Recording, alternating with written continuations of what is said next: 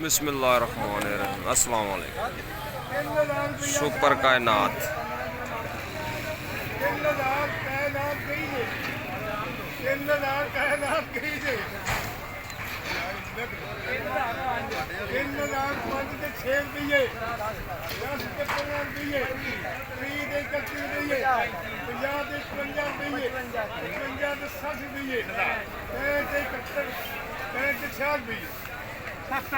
सत्तर से 3100 रुपया पूरा 3150 3150 3175 पूरा 3200 3250 3250 पूरा 3300 रुपया पूरा 3300 रुपया 3300 रुपया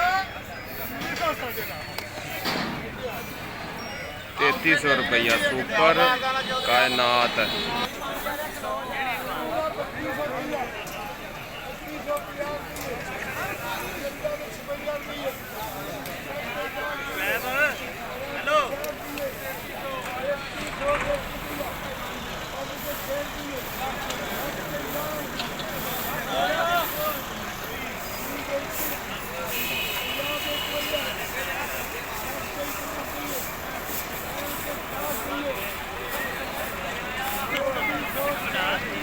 तैतीस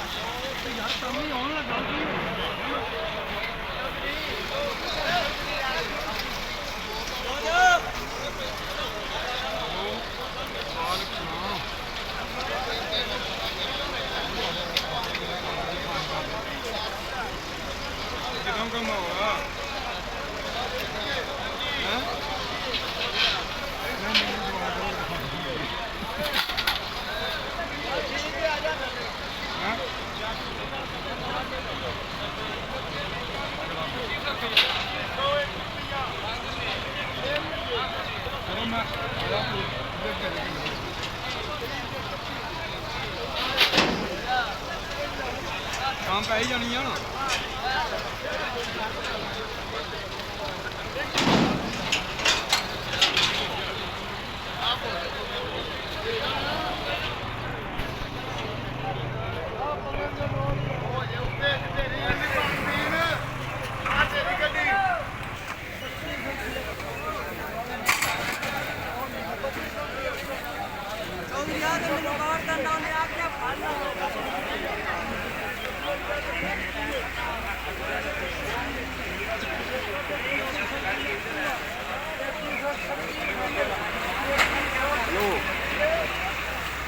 है जी